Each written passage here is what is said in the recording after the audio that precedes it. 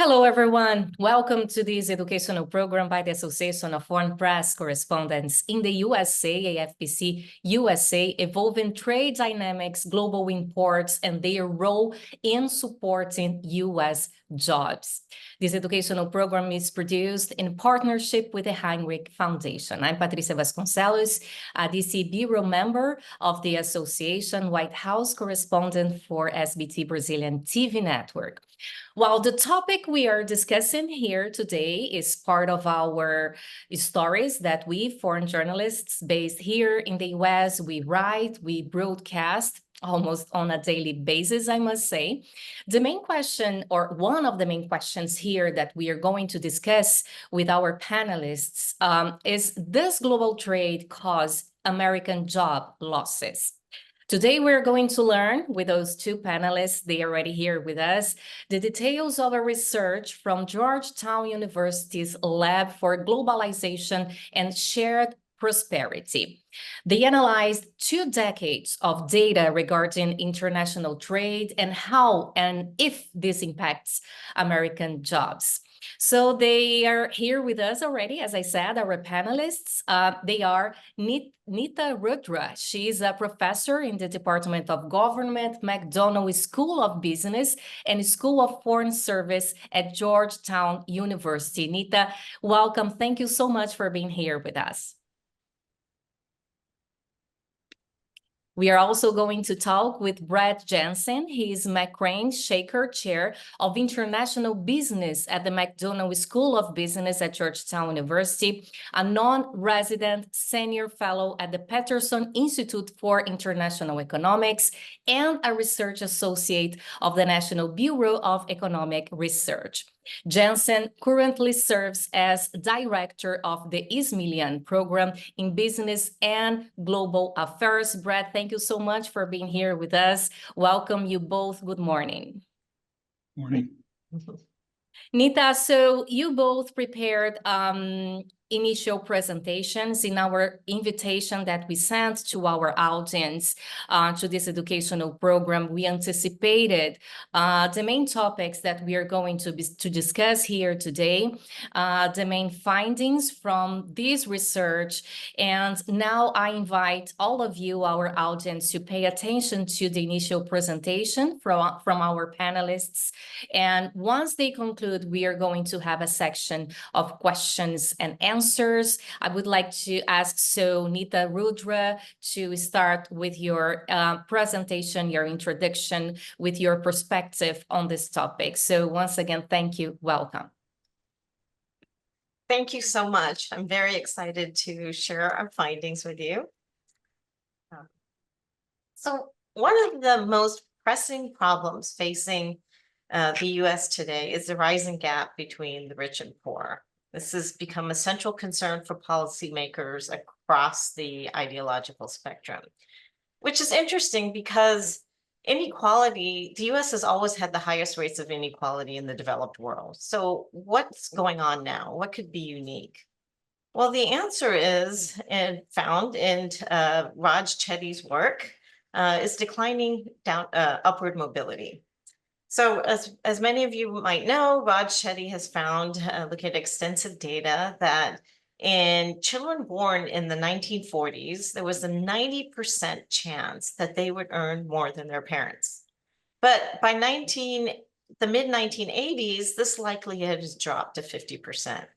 So this is a big deal in the US. It's the American dream. This is the American dream, that the harder you work, the more you'll succeed and be economically successful.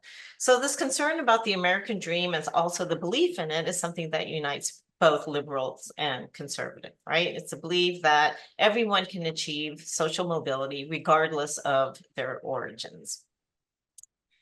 So there's lots of reasons that research has shown why the American dream has been fading with this downward mobility. It's the tax structure in the US, or it's rising inequality, it's student debt, it's housing costs. Yet the one explanation that really has resonated is this, that it's globalization, it's trade. This really took off during the 2016 presidential campaign, and this quote by Donald Trump, it really encapsulates it. He said, our politicians have been aggressively pursuing a policy of globalization, moving our jobs, our wealth, and our factories to Mexico and overseas. Globalization has left millions of our workers with nothing but poverty and heartache. I want you to imagine a much better life where you can believe in the American dream again.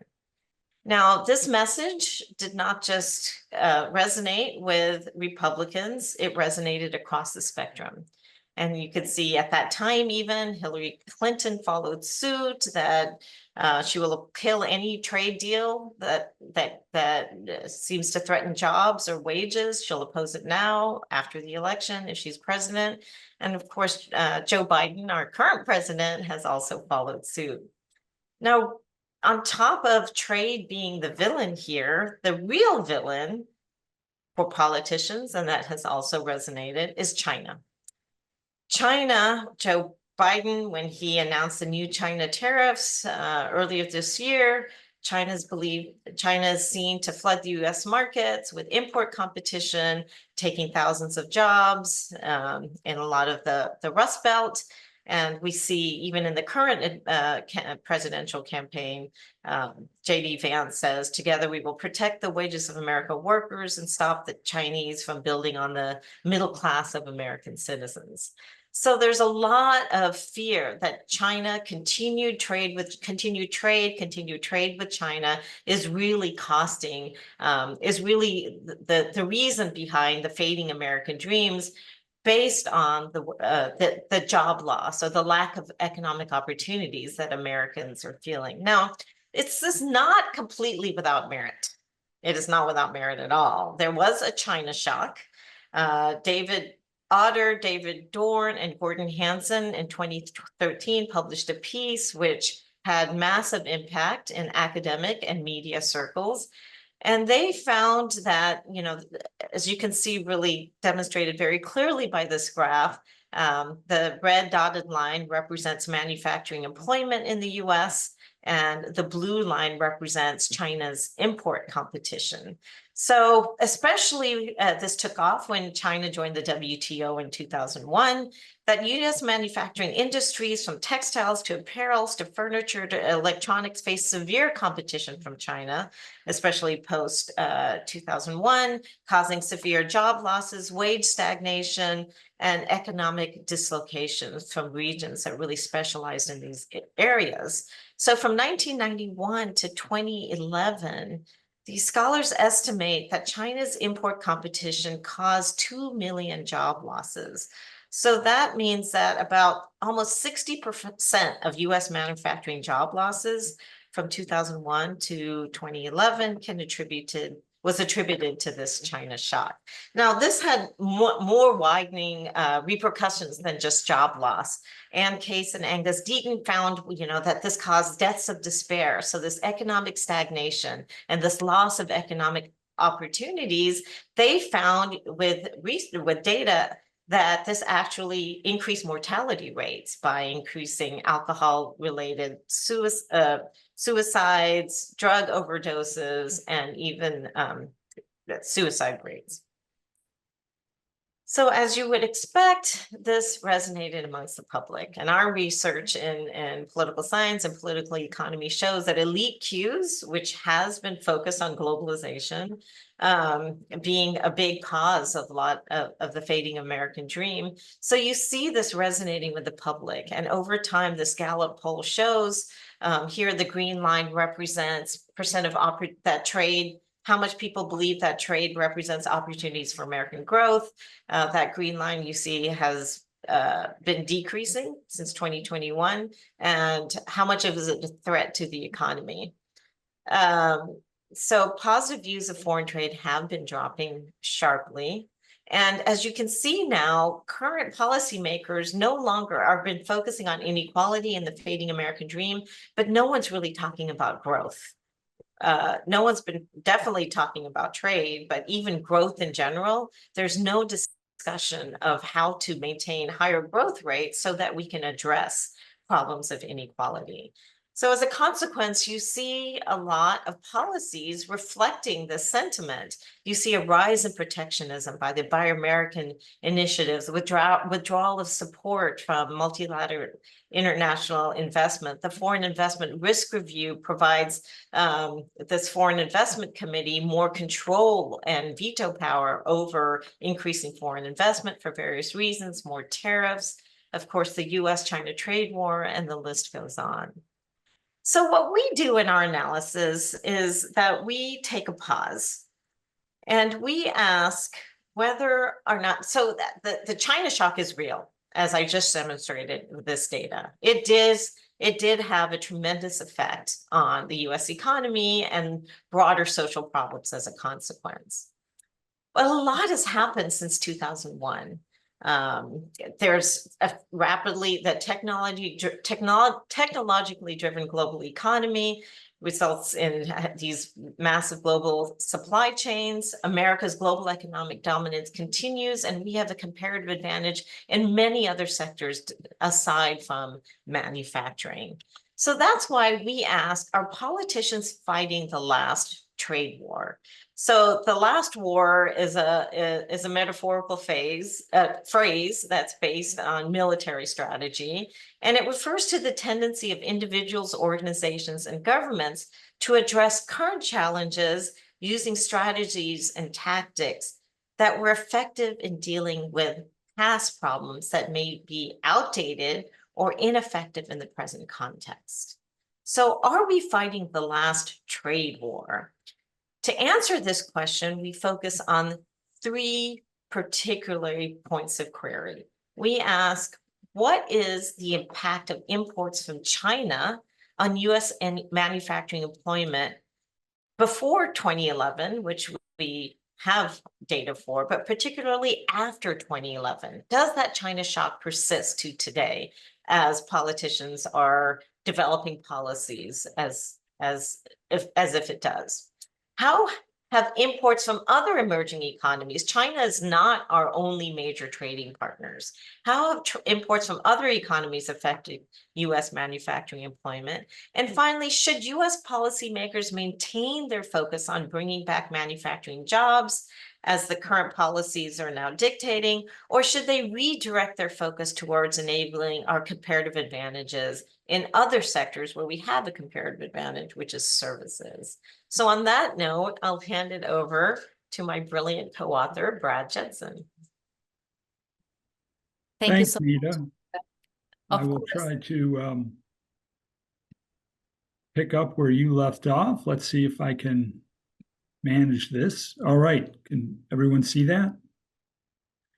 Great. Yes.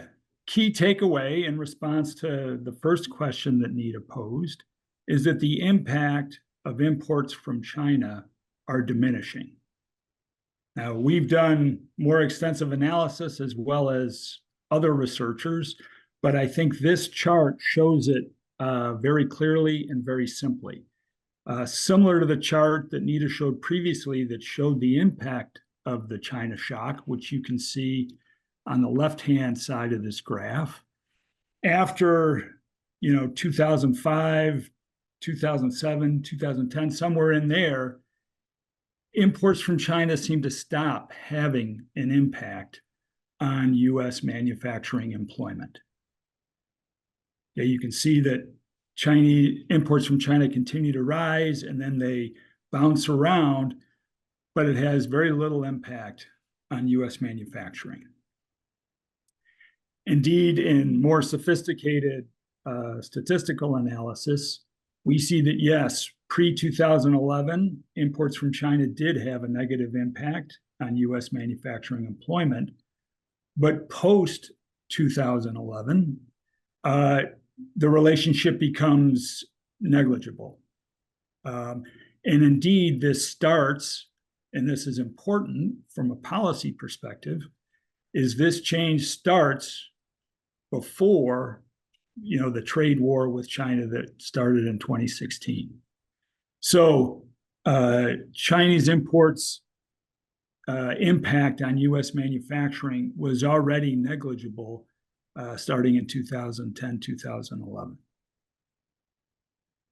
And we have seen that many of the industries that were adversely affected by imports from China in the period since 2011 have rebounded and have increased employment.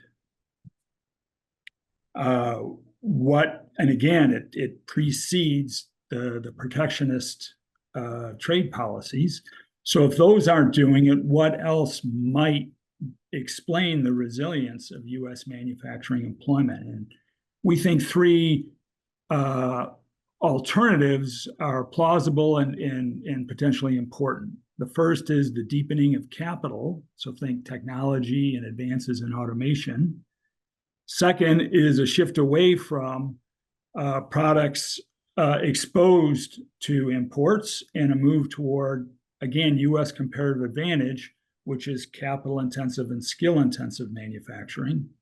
And the third is, and these are not mutually exclusive, in fact, they're probably reinforcing, is a shift toward imported intermediates to take care of, to provide inputs that are not consistent with U.S. comparative advantage to enable the U.S. to focus on the capital-intensive, technology-intensive, and skill-intensive manufacturing that is our comparative advantage.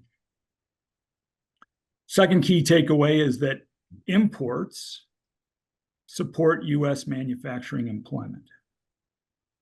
So in the way to think about this is we tend to think about imports and exports as very different things and affected by different phenomena. But what's important to realize is that the firms that are doing the importing, which is on the right panel of this chart, it shows the top 1% of U.S. importers. 96% of those importers are exporters. And a large share, more than half, are top 1% U.S. exporters. If we look at U.S. exporters, the top 1% of U.S. exporters, 90% of them import, and 36% of them are top 1% importers. So, the way global value chains work now is if you're going to be competitive, you need to locate production where it is most efficiently produced. Things we do here in the United States use intermediate inputs from places that have a different comparative advantage than we do. So being able to import is very important to the success of our exporters, and that is a key mechanism for imports supporting manufacturing employment. So we can see here that if we look at the relationship between imports on U.S. manufacturing, during that period of the China shock, it was overall negative. Then it became negligible. And then in the period 2011 to 2019, we find that imports actually have a positive impact on U.S. manufacturing employment. If we look at imports from developing economies, excluding China, we find a much stronger positive impact of imports on U.S. manufacturing employment. So the China shock, it was a real thing. It did reallocate economic activity around the world, but we can't lose sight of the fact that imports do support U.S. manufacturing employment. Okay, and we see on the left panel, lots of places were hurt by the China shock in the initial period. Since then, we see that imports from other developing economies have helped lead to increases in manufacturing employment and broad swaths of the country. Okay, the last key takeaway is we believe we should be prioritizing U.S. comparative advantage in services. So not to say that manufacturing is not important. It is important. Agriculture is important. But when we think about the composition of the labor force in the United States, this is the picture, right? So manufacturing is less than 10% of private non-farm employment in the United States. If we look at business services, things like software, accounting, legal, financial services, insurance, engineering, R&D, marketing, consulting. Those things make up the business service sector, and it is more than 3 times the size of the US manufacturing sector. Research that I've done separately suggests that more than half of the employment in this sector is tradable. It can be delivered at a distance and could be traded around the world. If you stop and think about it, many of those high skill activities could be traded around the world. And what's important is it's not just that it's a big share of the US economy, but we're good at it. If you look at the US share of global value added in the service sector, the United States, which has, roughly 5 or 6% of the world's population, produces almost 30% of global services value added. We have comparative advantage in these activities. Okay, strong comparative advantage in these activities. And yet, there are many impediments to services trade. Here is data from the OECD, which has done very careful work to identify and quantify barriers to services trade. And this just shows the United States on the right and China on the left. Barriers in the developing world, I could have India on the left, Brazil, other countries on the left, developing economies, would look similar to China. Advanced economies tend to have lower barriers to services trade. Developing economies tend to have higher barriers to services trade. We think that this is an area where US policymakers should pay more attention to in the trade agenda. So 3 key policy takeaways: the impact of imports from China on US manufacturing employment is diminishing. Second, imports support exports and support US manufacturing employment. And last, we think we should focus more on enabling US comparative advantages in services rather than risking fighting the last trade war. So I'll stop there and turn it over for Patricia to lead us in some Q&A. Thank you so much for your introduction. Well, on the AFPC USA, the association's website, our guests and viewers, they can find the link to the Hinrich Foundation website where they can download the full research. And now I would like to ask for all of you who are, here with us virtually, you can just raise your hand or type your question if you have some, so I can forward to our panelists during this program. Okay, so each of you who are here now with us, if you have a question, you can raise your hand or write actually your question so I can forward to them. So at the very beginning of the research, and I open this question for both of you, Nita and Brad, it is said that 80% of Americans, it's a huge amount of people, right? They feel that the global economy hurts them, according to a Pew study.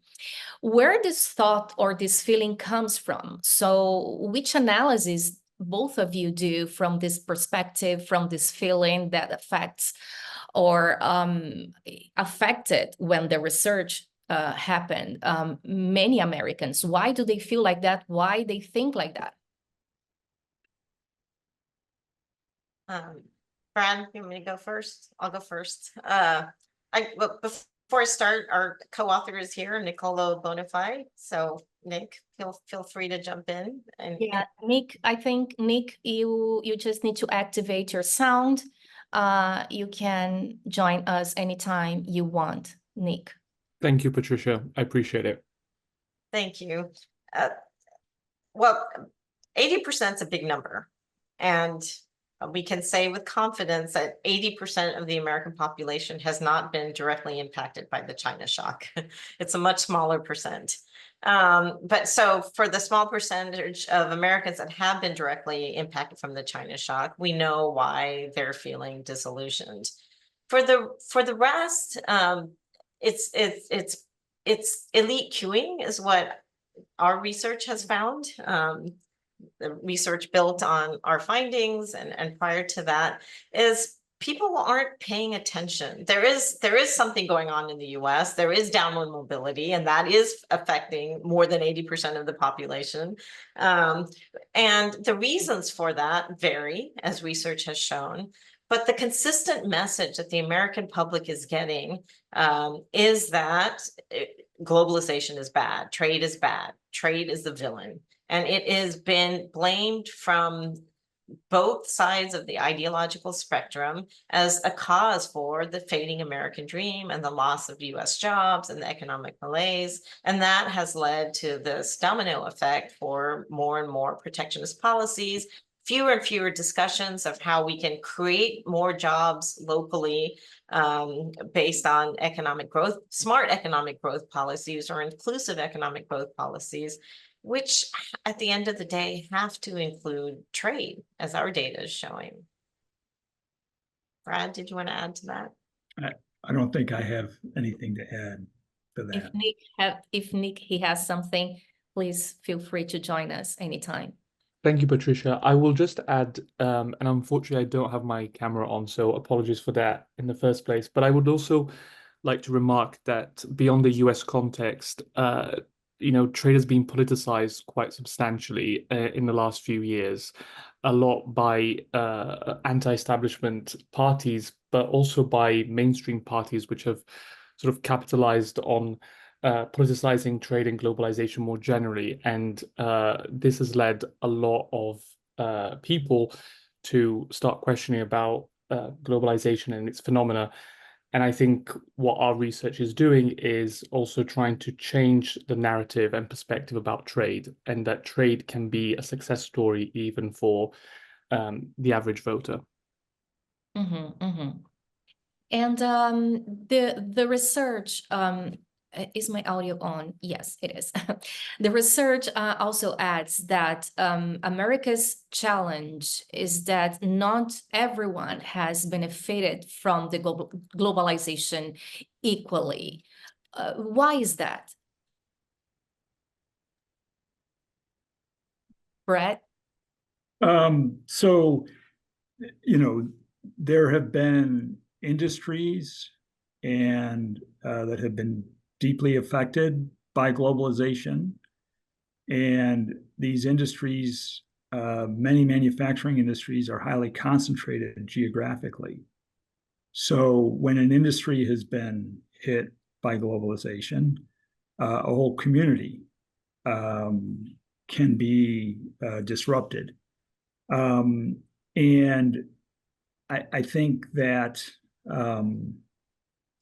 the social safety net within the United States has not proven to be up to the task of facilitating the rejuvenation and resilience of communities that have been hurt by globalization.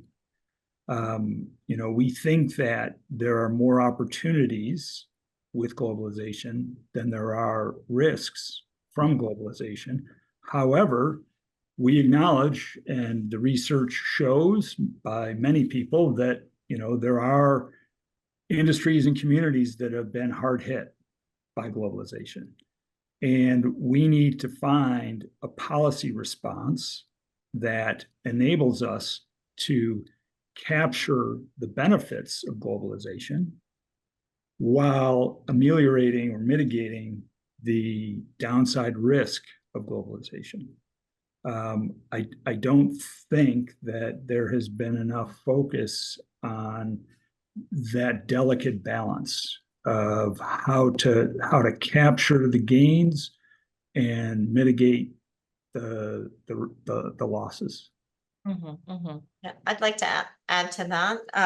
I love that question because that's what ultimately the goal of our research is we need a new paradigm here. The last paradigm, the Washington Consensus, focused on free markets, and there was no discussion of inclusive growth. And the US has a history of, especially compared to other developed countries, not being very excited about mitigating the losses.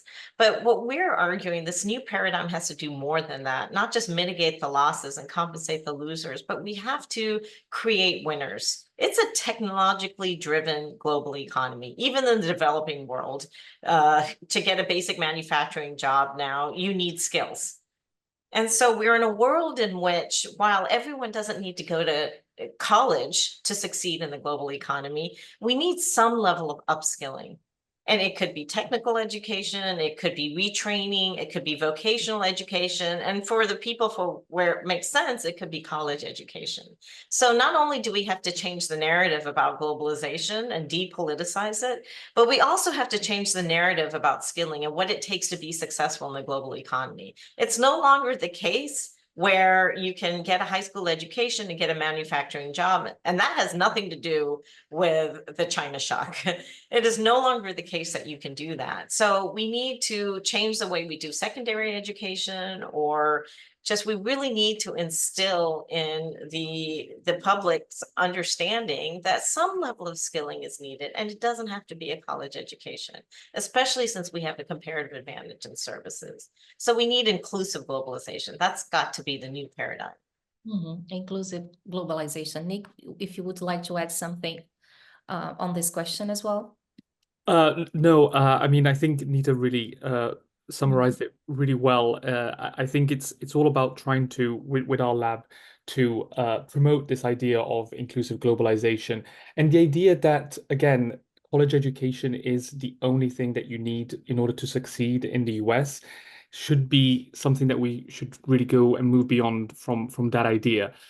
We have a lot of data in which we actually show that having a high school education and the right skills can really benefit workers to be extremely mobile in the economy and to be able to get jobs that today don't necessarily need a college education.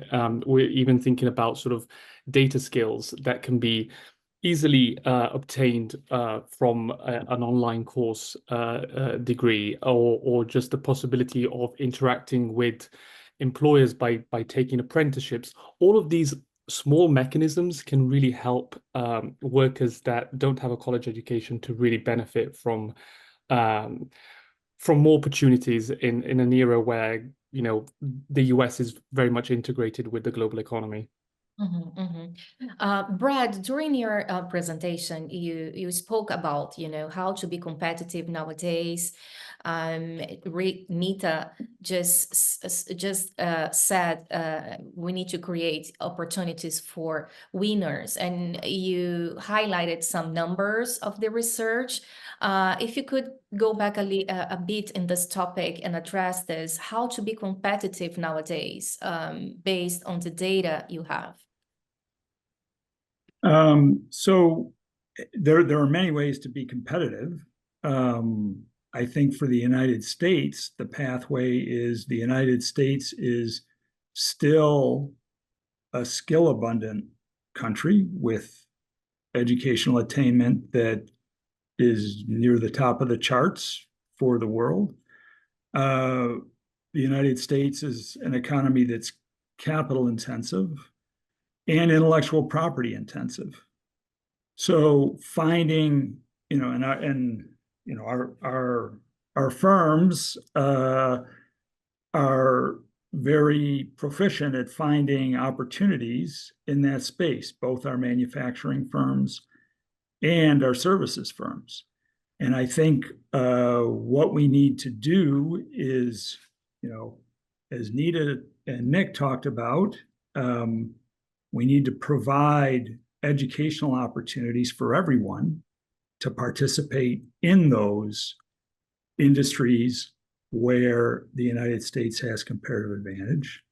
Second, we need to have a policy toward globalization that enables that.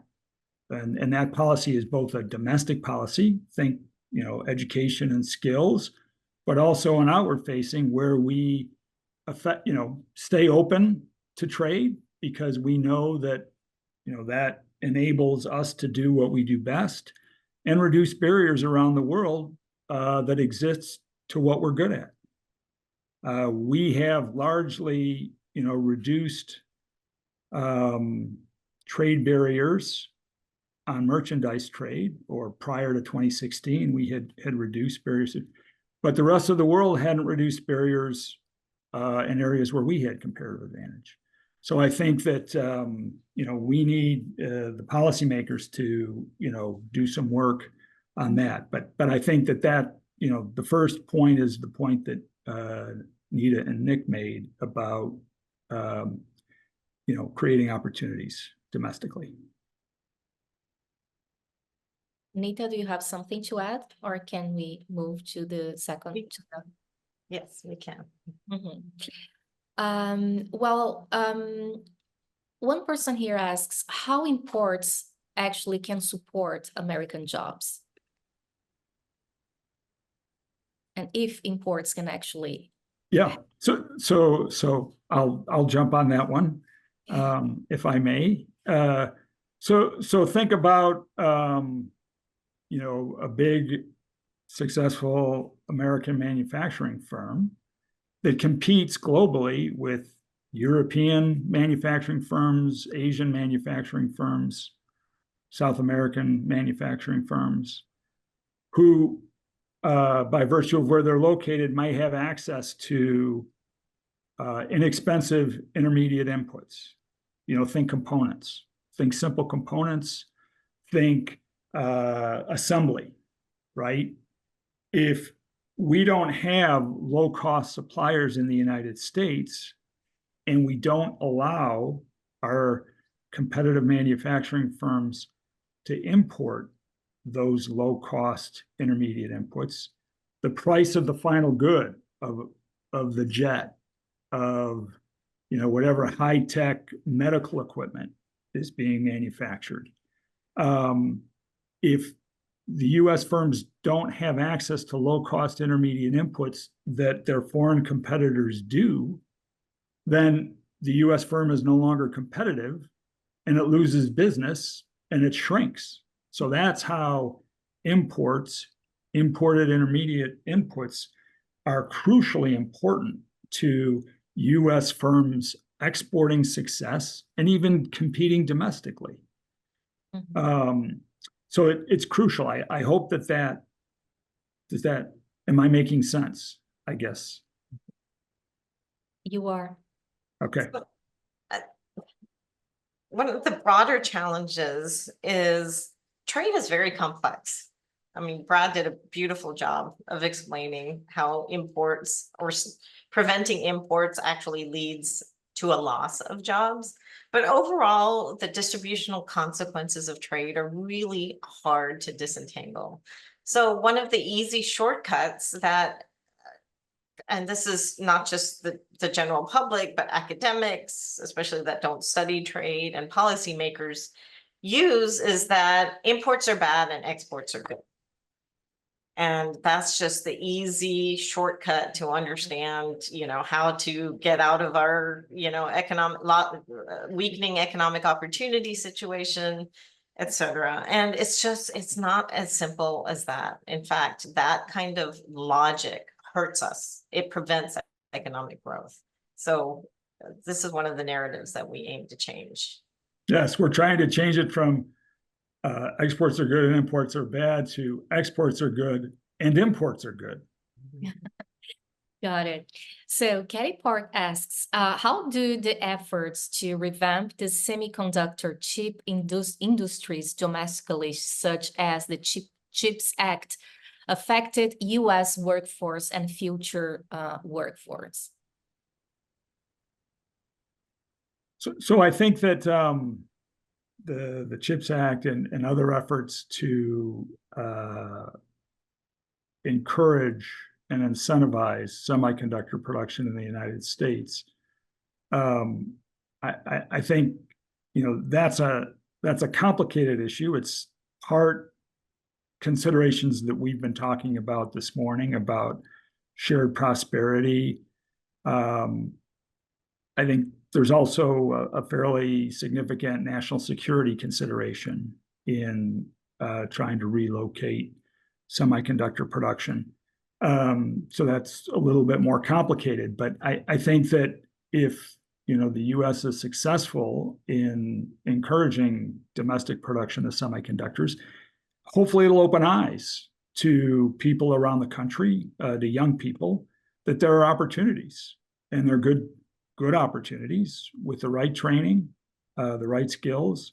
There are opportunities to work in stable, high wage environments, and as Nita and Nick have pointed out, not necessarily needing a college degree.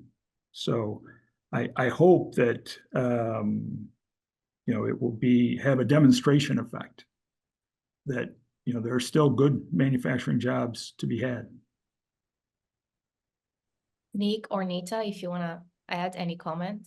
Yes, Patricia, I would add that what we really appreciated about the CHIPS Act has been all of the provisions that were included to help support workforce development, especially investment in community colleges, vocational schools, and any university specialized to boost research and development training.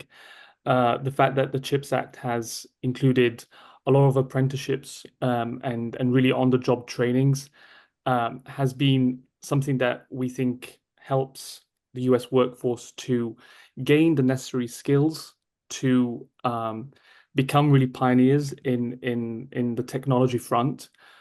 But what I think is important is to associate the CHIPS Act as a provision to help workforce development rather than focusing on developing chips at home and closing borders. The CHIPS Act should not focus necessarily on limiting imports of inputs to help boost the technology sector in the US. We should embrace imports as much as embrace the opportunity to have more investment in educational activities in the US. And the same can extend, sort of this conversation can extend to other key sectors that the US is focusing on, namely EVs. There's this whole idea that imposing tariffs on imports of electrical vehicles is necessary in order to limit the overcapacity issue that China is having at the moment. But what we think is even more critical is this investment in developing the workforce so that we can actually be able to create new technologies that make electrical vehicle manufacturing in the US cheaper and more competitive vis-a-vis other global economies, including China. Mm-hmm. Thank you, Rita. I just want to add that while the American Families Plan Act failed, right? And this is exactly what we are stressing is fundamentally has to go hand in hand with things like the CHIPS Act, right? Because that act was exactly that. It was to invest in education, childcare, paid family leave. So it was this whole idea that while we can try to revitalize or trigger these industries, we have to have that inclusiveness by supporting things like these education initiatives to go hand in hand. So it's unfortunate that that act did not pass. Mm-hmm. Another question, so any of you who feel like answering, please. Is economic nationalism and protectionism, isn't it necessary in a certain level? How to balance this to protect local jobs and at the same time, give a space and act without fear from goods and products coming from abroad? Nick, you should take that question. He's writing his dissertation on this. Thanks, Patricia. Well, the short answer is no. We should not embrace economic nationalism, which prioritizes the closing of markets in favor of just sort of domestic political objectives. One thing that, though, I think we have learned from years and years of policies that have really embraced market fundamentalism is that the state matters as well, and that we should be embracing industrial policies that actually are fit for the 21st century.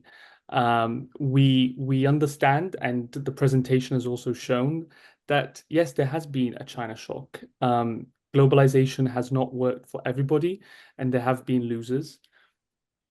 Industrial policies that actually allow investment in key sectors, as well as improve educational opportunities for workers, is what will really allow advanced economies and developing countries to join the globalization bandwagon.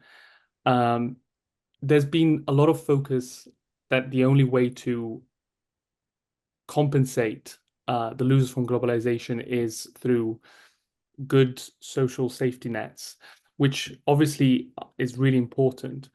But we don't want to make globalization something that will just create a wider gap between the rich and the poor. And we don't want to keep on focusing on a narrative in which we would just be wanting to support the losers through social safety nets. What I think is really key is to focus on policies that allow even the traditional losers to benefit from globalization. And that is exactly through policies that allow workers to be highly mobile and to move from one sector to another without having to face the losses as they transition from one sector to another. So to summarize, more policies are needed in order to make globalization a success, but we shouldn't be embracing economic nationalist policies that demonize globalization and do not embrace globalization, because globalization can really be a force for good, even for the traditional losers, which we hopefully have shown in our paper as well, and this presentation too. Mm-hmm. Someone here asks something more specific. Aren't the business services exports that your study argues should be the priority of trade policy dominated by financial services? And here she gives some examples of companies as well as consulting. Given that, wouldn't centering business services in future trade policy just continue to add to domestic inequality by favoring the elite educated people that staff those firms? This is a conversation I have with Brad often. So Brad, please. So I don't know that the argument is to put business services at the center. I think it's just to give scope for services within the trade policy portfolio. Not that it's more important than manufacturing or agriculture, but it certainly is as important as manufacturing and agriculture.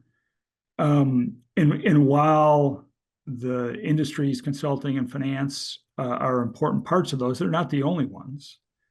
But yes, those business services are more skill intensive than manufacturing, for example, overall. But that doesn't mean that all the workers in those industries are, highly educated people. There are high school educated people who work in those firms and would benefit from growth in those firms.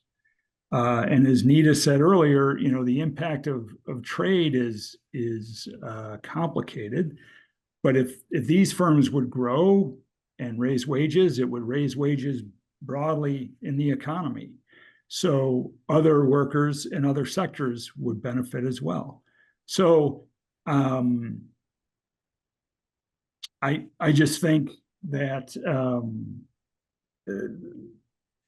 the simple view that it's going to only benefit rich investment bankers and consultants is not the right way to view it.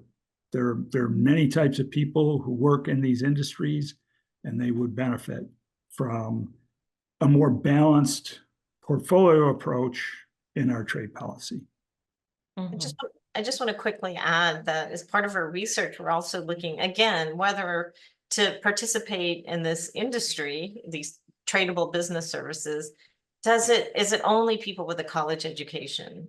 Are there skills that they can gain that would allow them to be productively employed in these industries without a formal education? And the tentative answer is yes, but we are still exploring that. I mean, work I've done in the past, these industries, they are more skill intensive than other industries, but it's still only 50% of the workers in these industries that have a college degree. So, that's more than the norm, more than the population, but there's still a lot of people without college degrees working in these industries. Thank you.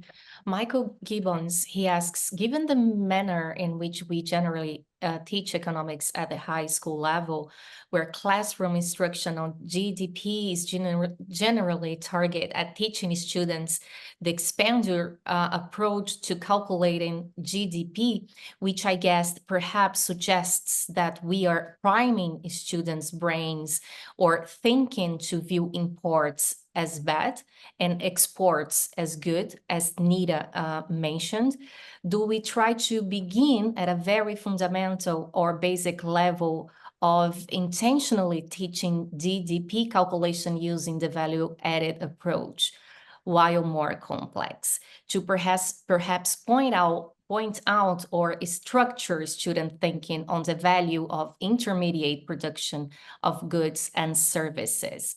And he says that he teaches at the HS level, and he's trying to think about some very basic things he might be able to do in the classroom to frame the classroom conversation on the benefits of trade and international economic activity, given the complexity of the international trade. I love all these questions. These are great questions, and I'm really eager to hear Brad's answer. It's a very provocative, thought-provoking question. I would need to think more. I'm not sure. I don't know what the value-added approach to national income and product accounting is. It sounds like a very reasonable way to approach this that would.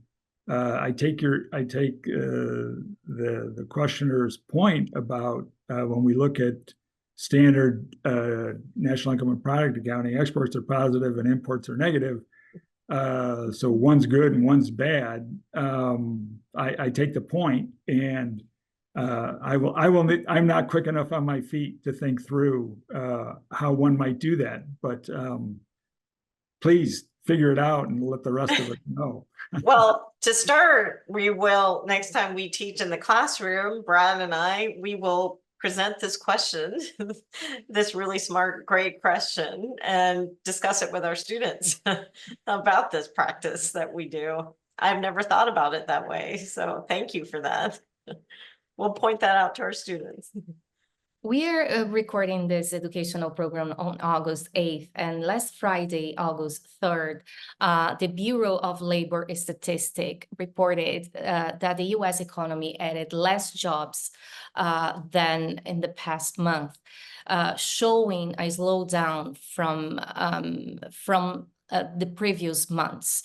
The unemployment rate ticket up to 4.3%. And I'm adding this because this is something that we foreign journalists, we reported this very recently. So is this somehow related to trade or can be related to trade, and which analysis, Nita, do you do about this? Is another thing. I know there's nothing to do with your research, but this is an X-ray that many of us we were talking in the past days. Which analysis do you do, and if this is related somehow to trade or only with a national situation here in the US?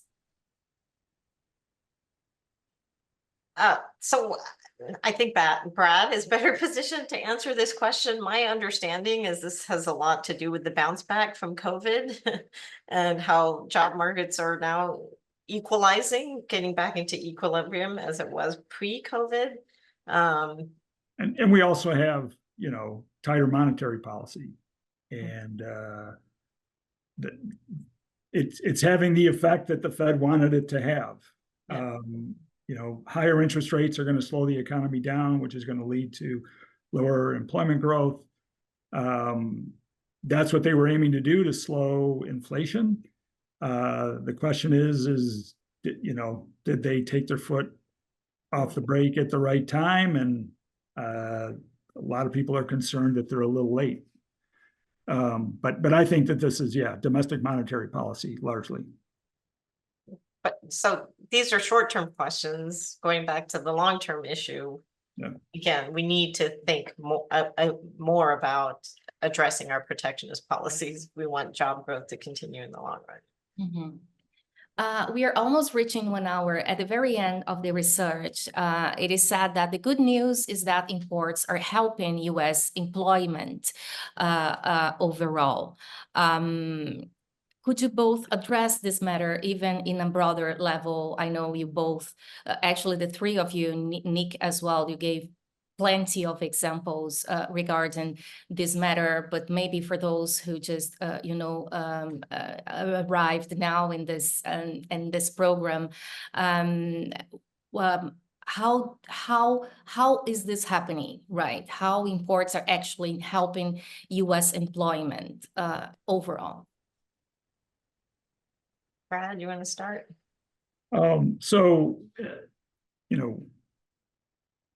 Comparative advantage suggests that everybody should do what they're best at. And that allows the most growth, the most employment, the highest living standards. When U.S. firms can import intermediate inputs from the most efficient producers wherever they're located, that increases the competitiveness of the U.S. firms vis-a-vis foreign firms in the United States and vis-a-vis international competitors in other markets around the world. So imports support exports, and exports support manufacturing employment. So that's how we think about it, is we need to stay open to stay competitive. If any of you would like to add something, and if not, the future of the global governments. At the conclusion, at the very end, it says that the future of the global governance framework for the international political economy is at most uncertain since the end of the World War II, and the economic nationalism is on the rise. If you could both address this matter. I'll start. So the irony of the situation today is that the U.S. was the main architect of the post-World War II economic order, which focused on trade and capital flows.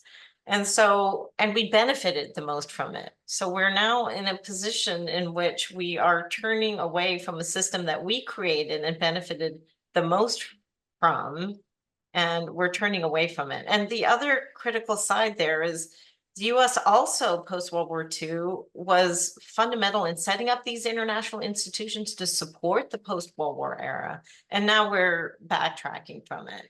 So this doesn't bode well globally for other countries as well if the U.S. doesn't continue to support you know, more open borders, especially with respect to trade. And I would, sorry, Patricia, and I would just add that, again, yes, economic nationalism is on the rise at the moment. And as Nita and Brad were showing in their presentation, the recent rise of economic nationalism is again tied to fighting the last trade war, really. It's about responding to things that have happened, you know, a decade or more ago, and this is not the answer, given that there's been substantial change in the economic landscape, both domestically and internationally. The reason why we need imports is because a lot of the products that we are manufacturing at the moment are very highly skill intensive, and we don't have at the moment the capacity to even just start reproducing stuff that we were producing back 20, 30, 40 years ago. And that we have to recognize that we are living in a globally integrated economy, and we absolutely need those inputs in order to support our key comparative advantage, which is services. And again, most of the US workforce is employed in services.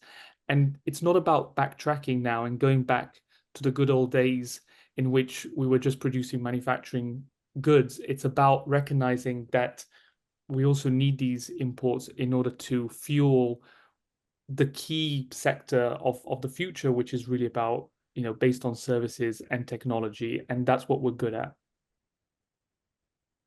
I would like to invite you, Nita, to your final remarks. Anything you would like to add or say to our audience to conclude, and then Brad and Nico as well. Well, I'll conclude with a response to this question. Another really great question is why the rhetoric of globalization is bad has resonated so much. And my research focuses a lot on this question. It is a puzzle. And mostly what we find is that it has become an easy scapegoat. As we said, the China shock is real. It was a while ago now, but it becomes, for politicians, instead of focusing on domestic oriented problems, which are much more difficult to solve politically, it just becomes easier to blame outsiders, and protectionism becomes the easy policy to pursue. In the short run, great. In the long run, really detrimental, not just to the US. Our message is that it's not just bad for the US, but the rest of the world as well. Brad? Thank you for the opportunity to engage with your audience. It's been interesting. So thank you. We are glad to have you here. And Niccolò, I'm sorry that we're not able to see you, but you were part of the research. Anything you would like to add or say to conclude this panel and this educational program?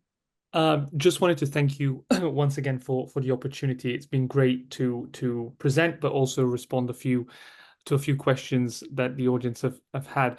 I would encourage everybody to visit our website and just Google the Lab for Globalization and Shared Prosperity. We are posting a lot of exciting stuff, and new projects are coming along. In response to just Michael's question about sort of whether we should change the narrative in terms of studying GDP, what we are focusing a lot is trying to identify how globalization is impacting local communities. So our focus today has been a lot on talking about different countries and what's happening at a national level. But one thing that we are really keen in doing is to really come up with new ways to measure the impact of globalization at really the local level. So absolutely feel free to reach out to us, visit our website. And again, thanks, Patricia, for this opportunity. Thank you, Niccolò Bonifai. I spoke today with Bradford Jensen and Nita Rudra. This educational program is produced in partnership with the Hinrich Foundation. Thank you all. See you next time. Thank you. Thanks, everyone. Thanks, Patricia.